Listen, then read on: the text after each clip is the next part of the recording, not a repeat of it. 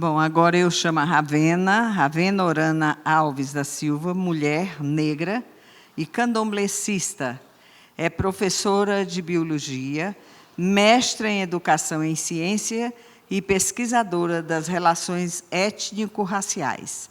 Ela vai falar sobre letramento racial, que é um assunto que não pode faltar em nenhum curso que se preze hoje no Brasil. Ravena? Vocês viram as meninas lindas, maravilhosas e brilhantes.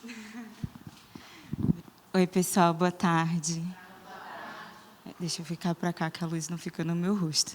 Vocês conseguem me ouvir direitinho? Agora sim, antes não estava dando para ouvir, né? Estava falando baixinho. Eu sou a Ravena, eu sou professora de biologia. Eu dou aula na rede privada aqui do Distrito Federal. Já dei aula também na escola pública, como professora temporária. Eu sou candomblessista, peço a bênção dos meus mais velhos, dos meus mais novos e aos meus iguais. E hoje eu fui convidada para conversar com vocês sobre letramento racial. Então, a ideia é que eu apresente alguns conceitos e explique esses conceitos, e, a partir deles, a gente desenvolva uma discussão, uma conversa. Então, a palestra o tempo todo está aberta a perguntas ou a contribuições, porque, assim como vocês vieram aqui para me ouvir, eu vim aqui também para ouvir vocês e aprender junto com vocês. Ok? Vamos lá?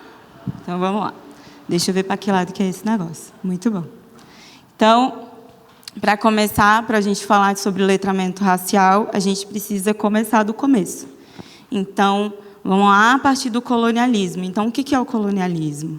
O colonialismo foi aquele período onde a gente teve a subjugação de povos não brancos e a imposição de uma cultura branca sobre essas pessoas.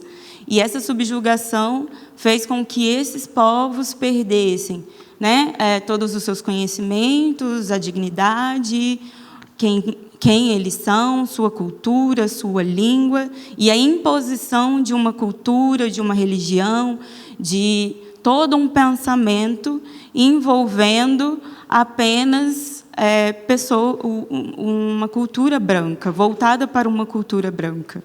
E aí, o colonialismo ele passou pela desumanização do ser negro e do ser indígena, assim como tudo que vem desses povos, e também da escravização desses povos. Então, passa por um período de violência, né? A partir do momento que a gente pega esses povos e subjuga eles, a partir de uma violência, a gente mata esses povos. Quanto mais pessoas que são desses povos, que são dessas comunidades, a gente mata, a gente tira conhecimento também, se perde conhecimento.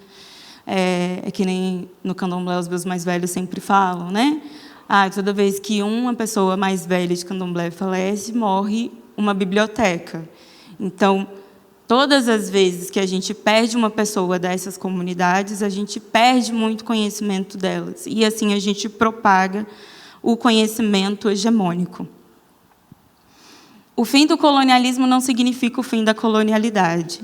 Então, Ravena, o que é a colonialidade?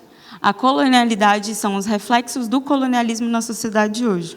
Porque a gente tem aquela história, né, que vendem para a gente lá na escola, falando que a princesa Isabel liberou todos os escravos e que a escravidão acabou. E aí a gente acredita nisso até hoje. Só que, se a gente for fazer uma análise crítica da sociedade brasileira, a gente percebe traços dessa escravização até hoje. Então, quando a gente vai falar, por exemplo, sobre subempregos, a gente vai ver que a maioria das pessoas que estão nesses lugares são negras. Se a gente for falar de cadeias de comando, a maioria das pessoas que estão nesses lugares são brancas. Se a gente for falar da polícia, a maioria das pessoas que estão dentro da polícia, que entram numa favela para poder combater o tráfico, são pessoas brancas. E as pessoas que estão lá na favela são pessoas negras. Então, essa discrepância ela ainda existe até hoje. Esses lugares eles ainda existem até hoje. Só que eles ganharam um novo formato. Porque, querendo ou não, o racismo ele se atualiza conforme os anos vão passando. Ele não fica como a gente aprendeu lá e viu lá antes. Ele vai ganhando novas roupagens, porque enquanto a gente não conseguir ser completamente antirracista, ele vai se renovar e vai se propagar das diversas formas que ele puder conseguir. E aí, dentro da colonialidade, a gente tem a colonialidade do poder, do ser, do saber e o da cosmovisão. E aí eu vou explicar cada um deles. Então, sobre a colonialidade do poder. Então, quem detém o poder sobre quem? A colonialidade do poder está relacionada à permanência de comportamentos e estruturas construídas através das relações estabelecidas por meio da dominação colonial. Ela perpassa por todas as estruturas da nossa sociedade, sendo a base fundamental dela.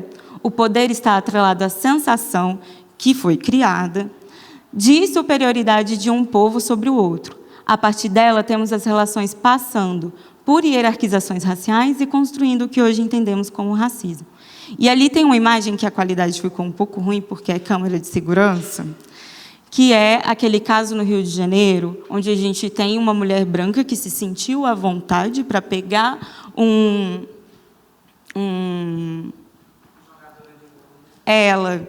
negócio de cachorro, a guia de cachorro para escotear um menino, que era negro, que é negro ainda, né? Então, as relações, o racismo, ele está ligado intrinsecamente com o poder. Então, é uma relação de poder. Uma pessoa branca, ela se sente, socialmente, tá? Ela se sente superior às pessoas negras. E aí isso faz com que ela tenha comportamentos que sejam de degradação desse corpo que não é branco. Então, é uma relação de poder. E entender que é uma relação de poder faz com que a gente compreenda outras dinâmicas que acontecem, que nem que a gente vai falar lá na frente sobre racismo reverso, e por que ele não existe. Aqui o outro caso do George Floyd. Então, você tem um policial branco que matou sufocado um homem negro, sendo que esse homem negro ele já estava rendido. E isso é um dos casos de violência policial que a gente encontra, né? A colonialidade do ser. Eu não sei se vocês todos viram Get Out. É um filme que é muito bom de assistir, mas eu já contextualizo. Como devemos ser, como devemos nos comportar. Então, a colonialidade do ser, ela parte de que existe um padrão que devemos seguir. E esse padrão que devemos seguir é um padrão branco. E não é seguir apenas em formas de nos relacionar e tudo. É de aparência. Então, quando a gente tinha aquele debate, principalmente quando eu era mais nova, né? Que a gente tinha muitas meninas negras querendo alisar o cabelo. Por quê? Porque é mais perto do branco que a gente tem. Por que a gente tem hoje tantas meninas querendo afinar o nariz? Porque é o mais perto do branco que a gente tem. E aí não está só na aparência, só na estética. Está também na forma como a gente pensa. Está também na forma como a gente se veste. Está também na forma como eu me comporto. Está também na forma como eu socializo. Está também na forma com quem eu referencio, a que religião eu sigo. Então, as palavras que eu uso, as músicas que eu escuto, as referências que eu tenho. Então, todo esse padrão, quem é uma pessoa não branca e não segue todo esse script, ela tende a sofrer muito mais dentro da nossa sociedade. Mas, sendo uma pessoa negra, fenotipicamente, e cada vez mais negra, se uma pessoa negra retinta, por exemplo, ela vai sofrer muito mais, porque é impossível a gente se encaixar dentro de um padrão branco, porque a gente não é branco. Então, a gente sempre vai sofrer com o racismo, por mais que a gente tente se encaixar em todos esses padrões que a gente encontra, né? E aí, no filme, esse cara, ele casa com uma mulher branca, e aí ele passa por um processo de hipnotização, e o ser negro dele, toda a negritude dele, toda a referência, tudo dele, é sucumbido dentro dele, fica escondido lá dentro. E aí, externamente, mostra um negro que foi domesticado. Então, é como os brancos aceitariam ele como um negro. Então, ele é negro, mas ele se veste como um branco. Ele comunica... É o Corra. ele se comunica como uma pessoa branca. Então, é essa a ligação. Ele é mesmo. Colonialidade do saber. O conhecimento eurocêntrico como perspectiva hegemônica de saber. Então, eu não sei vocês, eu sou professora. De biologia ainda, então pensa. Todas as nossas referências são brancas. Todos os cientistas que a gente conheceu na escola e conhece são brancos. Você vai falar, pergunta para um aluno, como é que é um cientista? Aí o aluno vai falar, ele é branco, ele é velho, aí ele tem um cabelo assim, espichado, barbudo. Aí eles descrevem um Einstein, porque só tem esse cientista. Nunca mais existiu nenhum outro cientista na vida. E aí, todas as nossas referências são brancas. Todo o conhecimento que a gente tem, que a gente aprende dentro da faculdade, que a gente aprende dentro da escola, também são brancos. E aí a gente teve a criação da Lei 10.639 em 2003, onde a gente tem a obrigatoriedade de ensino de história e cultura afro-brasileira dentro das escolas. E aí, como que um professor que só teve um referencial branco vai conseguir dar aula nessas escolas a partir disso, sendo que ele não está em conhecimento? A gente tem cartilhas, a gente tem formação continuada, a gente tem várias ferramentas. Mas será que o professor consegue acessar? Será que não é importante a gente colocar isso também dentro da formação inicial desses professores? Porque, assim, ele já tem capacidade de chegar dentro da escola para poder desenvolver esse conteúdo. A gente já tem isso, porque a Lei 10.639 já tem mais de 20 anos. E a gente ainda não tem ela sendo implementada de forma plena dentro das universidades e escolas. E é uma forma da gente combater o racismo. Então, assim, é importante com que a gente sempre reveja as referências que a gente usa dentro de sala, não só de sala de aula, né, mas na nossa vida. Eu falo de sala de aula porque eu estou acostumada a falar de educação. Então, vai sair sala de aula em alguns momentos. Então, a gente tem que sempre pensar nas referências que a gente adota na nossa vida. Eu vejo que tem muitas pessoas aqui que são de axé. E a nossa perspectiva, ela muda. Eu não sei como foi quando vocês começaram, não sei quando de vocês cresceram dentro de uma cultura de axé, mas a minha família sempre foi católica. E aí, a partir de 2020, que eu entrei no candomblé, e eu tive mais contato com o candomblé. E a forma como a gente enxerga a vida a partir do candomblé é muito diferente de uma forma cristã. Então, todo o meu referencial de vida, ele mudou. E isso faz com que a gente veja o mundo de uma forma completamente diferente. Então, que nem... É Mari? A Mari estava falando na hora que eu cheguei, que é importante, todas as vezes que a gente encontra outras culturas, a gente conhece novas culturas, a gente conhece novas referências, uma portinha de um mundo se abre. E aí, assim, a gente consegue comunicar e compreender cada vez mais o mundo, porque o mundo ele é diverso, né? A gente, como pessoas de axé, sabe que a diversidade ela é importante, porque sem diversidade não tem natureza nenhuma. E nós, seres humanos, somos seres diversos. Só que, para eu entender o meu outro, o meu irmão, eu preciso entender ele por completo. Então, se eu quiser juntar com os povos indígenas dentro de uma luta, eu preciso entender lá o que é a cultura indígena. E eu preciso me aprofundar lá e trazer essas pessoas para dentro da minha comunidade para a gente conseguir conversar. E assim cabe para todo mundo. Né? Então, mudar o nosso referencial, as nossas perspectivas, quem a gente lê, que filmes a gente vê, que músicas a gente ouve, é extremamente importante. Colonialidade de cosmovisão. Então, com que olhos vemos e percebemos o mundo? E os outros seres? Então, a gente tem ali a foto da mãe Gilda de Ogum, que faleceu por conta de um episódio de racismo. Né? Acusaram ela de várias coisas, o pessoal na Igreja Universal acusaram ela de várias coisas relacionadas à religião dela, e ela passou mal e veio a falecer. E aí a gente tem a invalidação, dentro dessa colonialidade de cosmovisão, a gente tem a invalidação de novas perspectivas, de outras perspectivas que fogem dessa perspectiva hegemônica. A gente tem o entendimento de que essas outras perspectivas são inferiores, sendo que não são. Quando a gente vai ver perspectivas, elas partem de um mesmo lugar.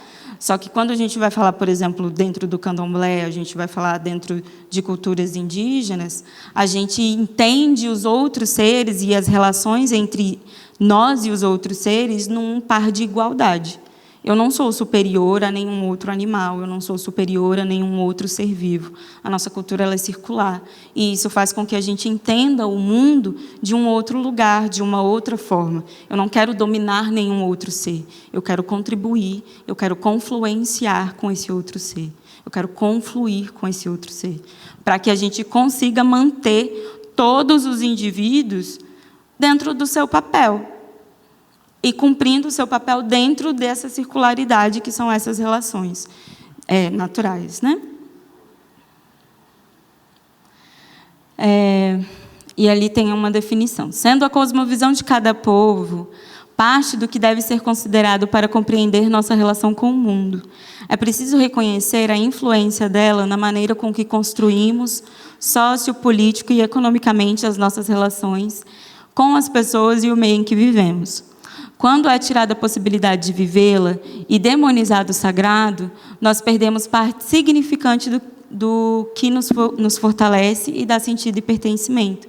Então, quando a gente, por exemplo, não tem a demarcação das terras indígenas, a gente tem toda a comunidade indígena perdendo toda a capacidade dele de conseguir manter a sua cultura, seja plantando alimentos, seja estabelecendo uma relação com o sagrado deles, seja impedindo que eles vivam a própria cultura. Quando a gente tem dentro em alguns lugares, né, a gente tem casas de axé que são invadidas e depredadas e tudo. Isso é um cerceamento do sagrado do outro. E esse tipo de coisa cabe tudo dentro dessa colonialidade de cosmovisão, mas está lá relacionado também com a colonialidade de poder, porque tem alguém que se acha que é melhor e que o que a gente prega, o que a gente acredita é menor, e aí deve sumir, deve apagar, porque está ligado ao diabo, sendo que a gente nem acredita no diabo. Então, assim... A América tem uma história de racismo contínuo que influencia interações contemporâneas. Em outras palavras, o racismo ser um componente sutil da sociedade em toda a história moderna. Muitas instituições refletem esses padrões racistas em algum grau. Então, toda a nossa sociedade, já que a gente veio desse lugar de escravização, aqui no Brasil, toda a nossa sociedade se baseia e foi fundamentada no racismo. Então, todos os lugares, eles vão ter situações racistas, vão ter uma estrutura racista. E aí é um processo que a gente vem ao longo dos anos passando para tentar reverter tudo isso. Então, a partir do momento que a gente tem palestras de conscientização, que a gente tem legislações que incentivam o ensino antirracista, que a gente tem, dentro das universidades, professores que estão, enfim, ensinando de forma antirracista e defendendo uma política antirracista, a partir do momento que a gente tem, dentro dos locais de comando, na Câmara, no Senado, pessoas que acreditam numa perspectiva antirracista, em que implementam essa perspectiva antirracista, a gente tem possibilidade de mudar essa realidade. Só que a gente tem aí 525 anos desse BL. Não vai ser hoje, não vai ser amanhã, vai demorar um pouco. Mas é um processo que a gente precisa manter e acontecer de forma contínua. Genocídio epistêmico. Então, o genocídio epistêmico está relacionado a como a gente sofre um apagamento dos nossos saberes e dos nossos conhecimentos. Então, quando a gente teve as pessoas negras trazidas para cá para serem escravizadas, o nome delas foi trocado. Isso é uma forma delas esquecerem de quem elas são. E a partir do momento que elas esquecem quem elas são, elas esquecem a cultura, elas esquecem o sagrado. É uma forma de dominação. O bom é que muita gente resistiu e a gente tem, por exemplo, o candomblé hoje. A gente tem capoeira, a gente tem a alimentação, a gente tem várias coisas que vieram a partir dessas pessoas que foram escravizadas, que vieram lá do continente africano e foi mantido aqui de alguma forma. Mas, a partir do momento em que a gente tem um Estado que condena pessoas negras, que condena pessoas não brancas, que condena o nosso sagrado, que condena a nossa cultura, que condena a nossa música, a gente tem esse Estado indo atrás da gente e nos matando. E, a partir do momento que a gente é morto, todo o nosso conhecimento também vai embora. A cada pessoa negra que a gente perde conhecimento, a gente perde cultura. A gente não perde só uma vida. A cada pessoa indígena que é morta, a gente perde conhecimento, a gente perde cultura, a gente perde diversidade. E o conceito de raça. Geralmente, quando a gente vai ouvir pessoas que são racistas falando, eles falam, porque raça é um conceito biológico. E como bióloga, eu afirmo que não. Dentro da biologia, a gente não tem um conceito de raça. Não está ligado a essa hierarquização de pessoas. O conceito de raça que a gente tem dentro da biologia está para classificar animais e plantas. Só. Mas, a partir do momento que o ser humano se sentiu à vontade para classificar tudo, ele quis classificar também seres humanos. E aí ele classificou como eles bem entendiam a sociedade. E aí essa leitura não é uma leitura biológica, é uma leitura social. E aí somos classificados socialmente. Então, raça é um conceito sociológico, construído a partir das relações sociais. Biologia não tem nada a ver com isso. As raças são, na realidade, construções sociais, políticas e culturais produzidas nas relações sociais e de poder ao longo do processo histórico. Na tradição brasileira, a raça vem sendo apropriada como uma categoria sociológica ou etnossemântica e político-ideológica, para a interpretação das diferenças de distribuição de privilégios, poder e posicionamento social, conforme elementos fenotípicos e sua apropriação no âmbito de uma ideologia que lhes atribui significados. Então, a partir do momento que eu classifico as pessoas e eu digo quem é bom e quem não é, eu determino socialmente muitas coisas. Então, eu digo, na classificação de Linneu, que foi o pai da classificação na biologia, ele classificou as pessoas. E aí, quando você vai ler a classificação, ele coloca os homens brancos num ser superior, assim. Então, eles são educados, eles são enérgicos, eles são bonitos, eles são musculosos. E aí, quando ele vai definir as outras, que ele diz raças, as outras pessoas, pessoas não brancas, os americanos, que nesse caso ele estava se referindo a pessoas indígenas, as pessoas negras e as pessoas amarelas, ele degrada todas essas pessoas. E essa classificação, ela saiu de um âmbito que era acadêmico e tomou a sociedade. E aí a gente tem uma classificação social a partir desse entendimento do que é raça. Continuando, então a gente teve, os seres humanos sendo classificados a partir da cor da pele. Então, no século XVIII, a cor da pele foi considerada como um critério fundamental e divisor d'água entre as chamadas raças. Por isso que a espécie humana ficou dividida em 3 raças estancas que resistem até hoje no imaginário coletivo e na terminologia científica, raça branca, negra, amarela. Então, era o que a gente estava conversando aqui agora, sobre como que isso se mantém até hoje, como que essa realidade, essa hierarquização das raças, ela se mantém até hoje, sendo que era uma coisa que foi pensada há muitos anos atrás, assim, antes da gente ter a colonização.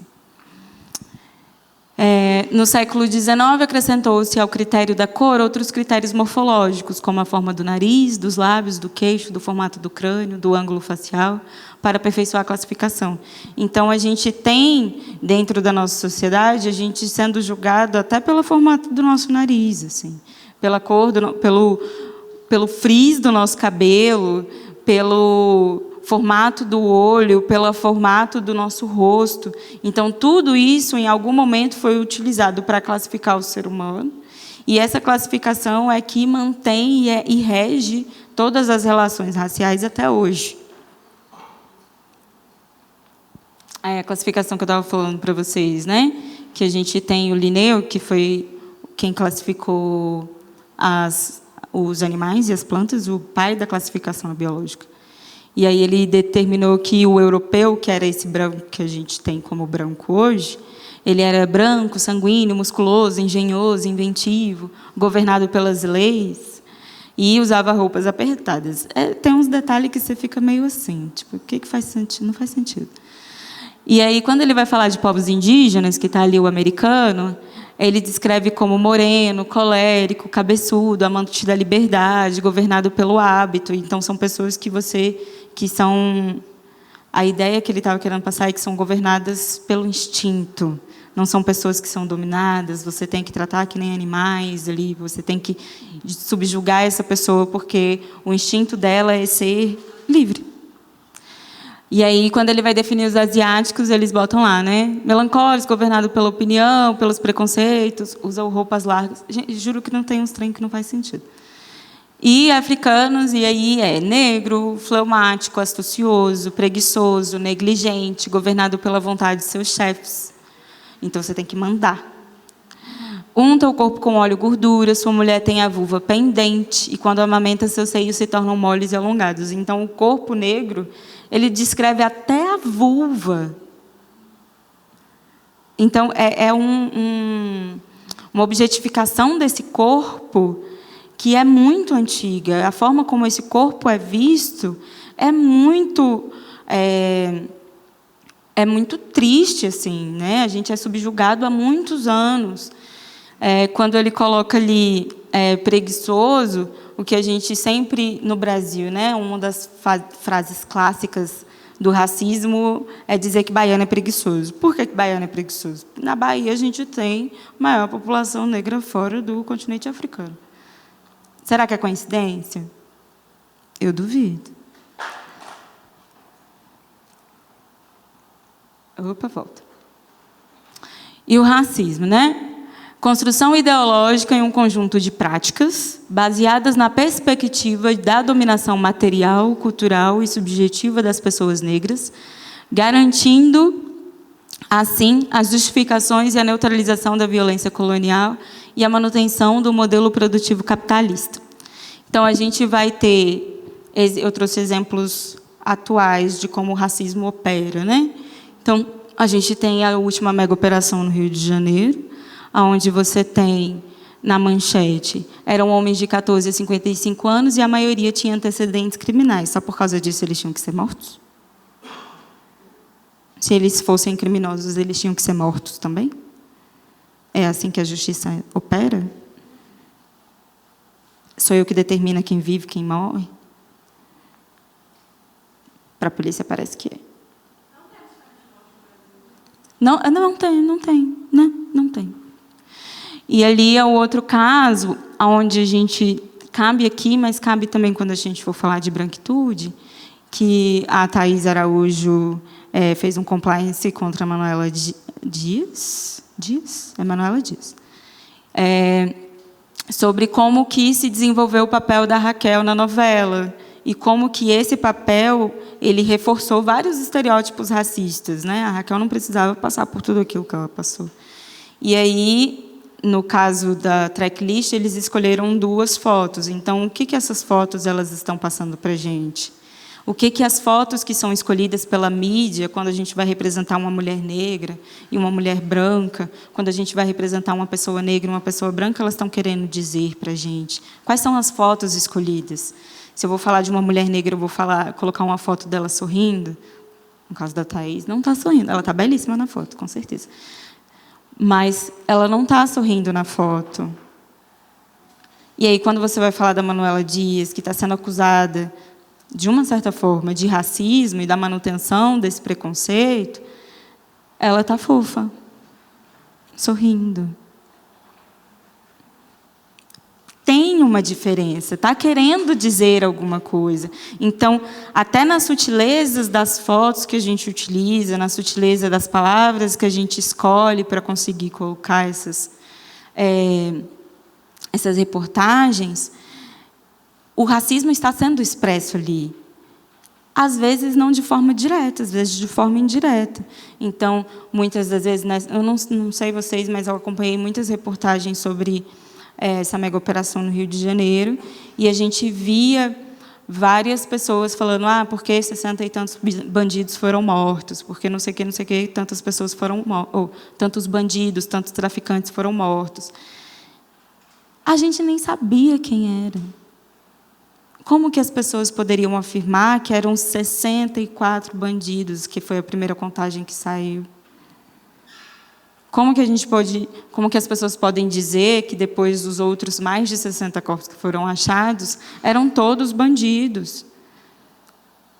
Como se fosse desculpa para poder aprovar um genocídio daquele tamanho. 128 pessoas mortas.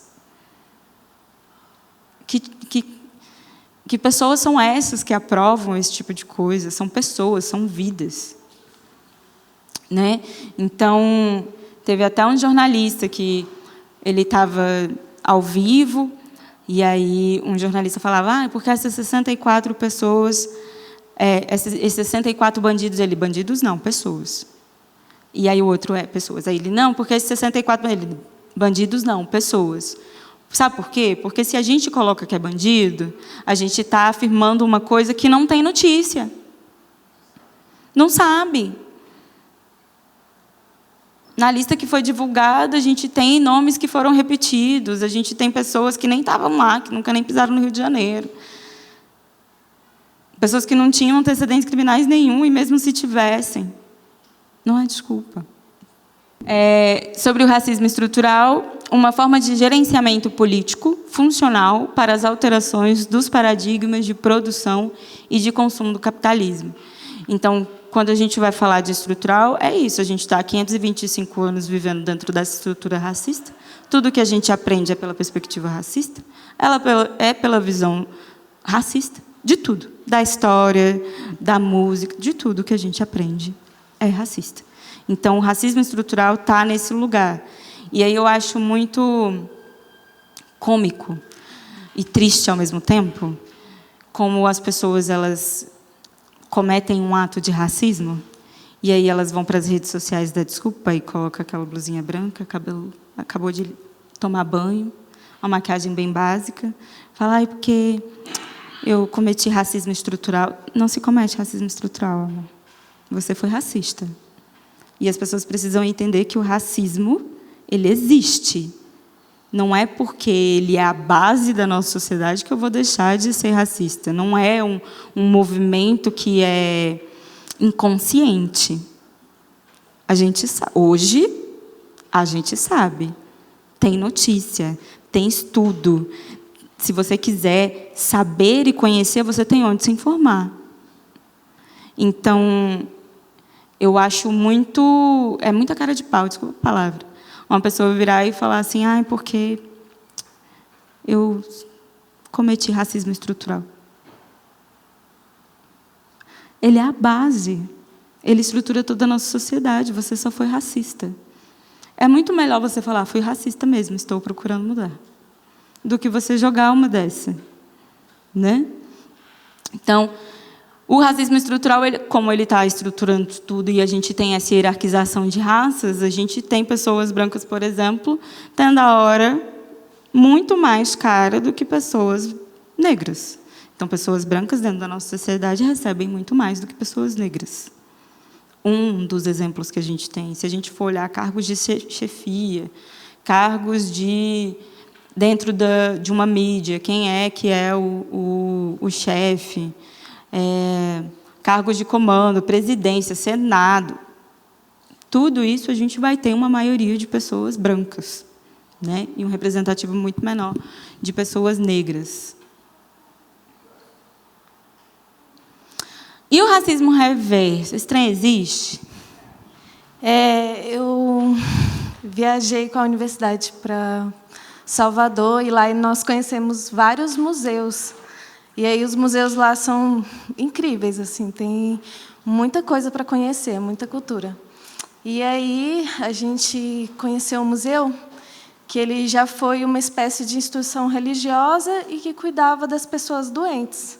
E lá tem o registro das doenças que as pessoas tinham, tem todo o histórico de atendimento nesses livros. E, na época do período da escravidão, o Salvador, não sei se vocês conhecem como que é a geografia lá, né? Tem a cidade alta, a cidade baixa. E não tinha um elevador, né? Então, as pessoas tinham que subir e descer os morros, né? Principalmente as pessoas escravizadas, que geralmente tinham que carregar muito peso, né? Transportar coisas, construir coisas. Então, eles trabalhavam debaixo de sol, muito cansados, e eles passavam mal. Eles sofriam exaustão, eles desmaiavam na rua, eles... enfim, várias coisas aconteciam, né? Às vezes uma desatenção no trabalho, cometia acidentes de trabalho, e essas pessoas eram encaminhadas para o hospital, e lá elas eram registradas com uma doença chamada preguiça.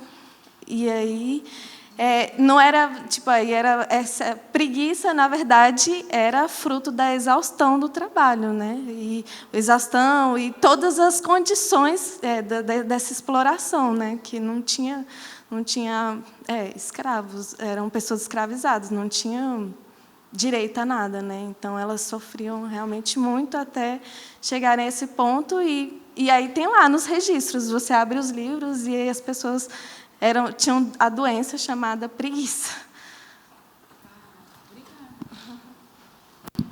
Obrigada pela curiosidade, amei saber.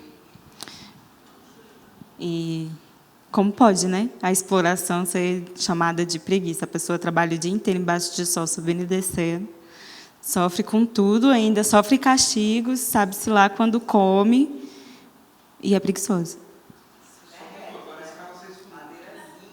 Exato. Íngreme.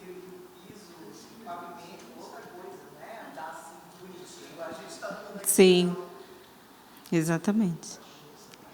Então, o racismo reverso, que as pessoas gostam de dizer que existe.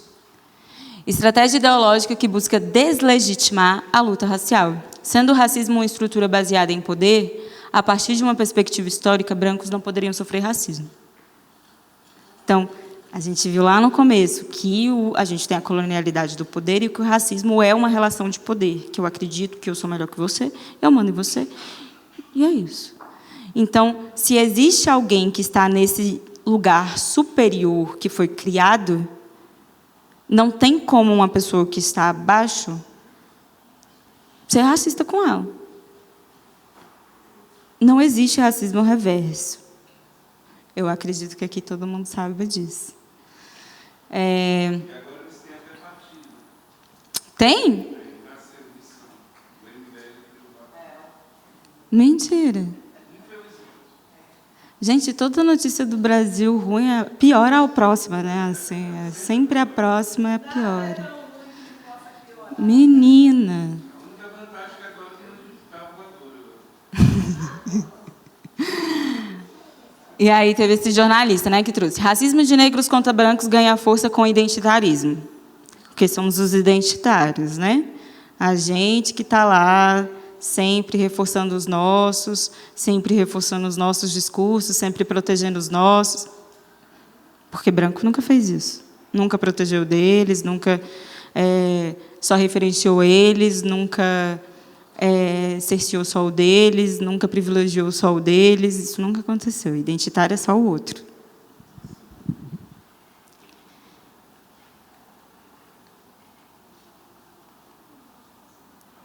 Preconceito. O preconceito racial é o juízo baseado nos estereótipos acerca dos indivíduos que pertencem a um determinado grupo racializado e que pode ou não resultar em práticas discriminatórias. Aí ali tem uma propaganda da Nivea, uma propaganda antiga, se não me engano é 2003. E aí, aqui embaixo, ele está segurando uma cabeça, que seria a cabeça dele mesmo, que está com barba e o cabelo grande, e aí está escrito assim, "Recivilize yourself". Então, se civilize. Então, é uma propaganda de barbeador e de cortar cabelo, assim, e aí você vê ele dentro dos padrões que são aceitos dentro da nossa sociedade.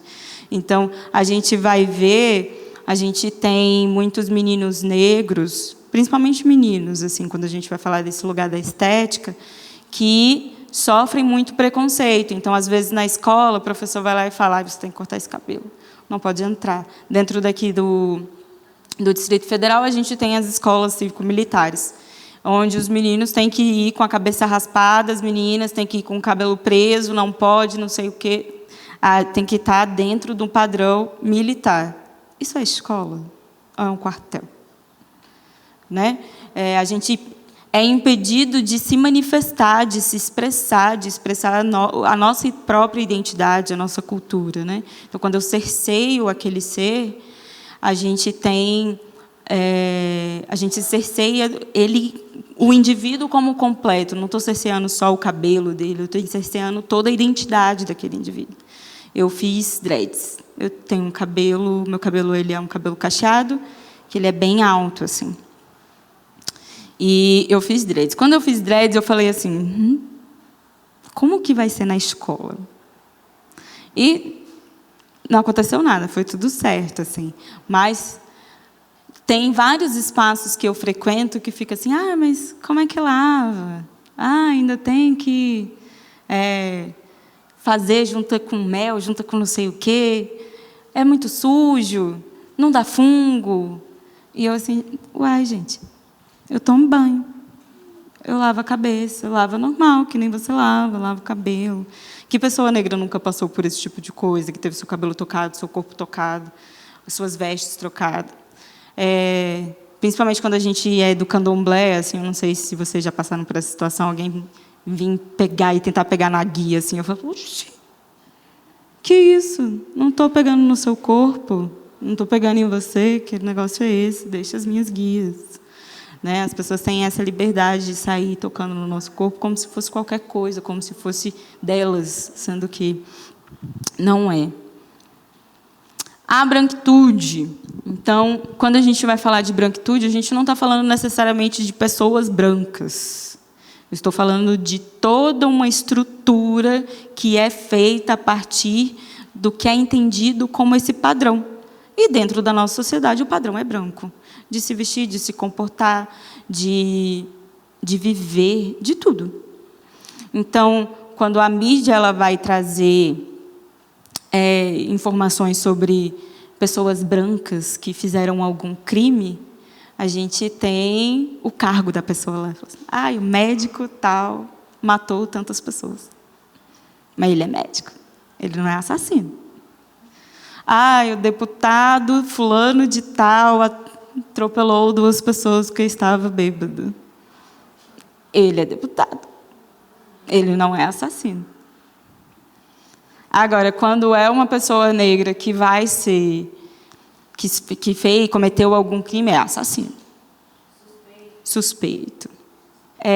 Então, quando a gente teve, por exemplo, a prisão do Renato Cariani, não sei se vocês conhecem, que é um influenciador lá, do shape, das bombas e tudo, que foi preso por tráfico de drogas. Ele é influenciador. Tem o nome dele bonito lá, Rodrigo Cariani, lindo, Renato Cariani, bonito. E continua, ele está aí. Aí, quando a gente tem o MC Pose, você tem a foto da polícia levando ele de cabeça baixa, sem camisa. O que a gente está querendo ver ali? O que está querendo ser informado a partir dali? A gente tem 2 pesos e 2 medidas sendo transmitidas naquelas imagens. E aí, o antirracismo, né? Então, o antirracismo é a negação de determinações históricas que produzem ou condicionam o racismo. Organização insurgente e estratégica de sensibilização, agência e práticas de superação das formas ideológicas e materiais de dominação a partir do critério de raça. Criação de condições plenas de acesso, apropriação, participação e pertencimento. Então, o antirracismo é esse movimento que é político, e tem que ser político, de tentar transformar a nossa realidade da forma que a gente conseguir. E isso em diversos âmbitos, na comunicação, na educação, nas legislações, dentro da advocacia, da medicina. Então, todos os lugares estruturantes da nossa sociedade precisam passar por um processo de renovação de si para que sejam antirracistas, para que esse movimento ele aconteça. E a gente tenha uma sociedade que seja cada vez mais diversa, e onde pessoas não brancas consigam sobreviver e viver com dignidade. Eu trouxe uns exemplos que eu vi que a Mari também trouxe de mídias contra-hegemônicas, né? Então, a gente tem o portal Guelé 10, o Instituto Guelé 10, que trabalham com mídia e educação. Então, eles têm um acervo gigantesco e incrível sobre toda a cultura negra. O Alma Preta e também o Notícia Preta, que trazem notícias relacionadas a pessoas negras, em tudo que envolve isso, né? Então, são mídias onde a gente tem a notícia sendo feita por pessoas negras, falando de pessoas negras, de uma forma onde a gente não é subjugado. E eu acho muito interessante o trabalho dos três.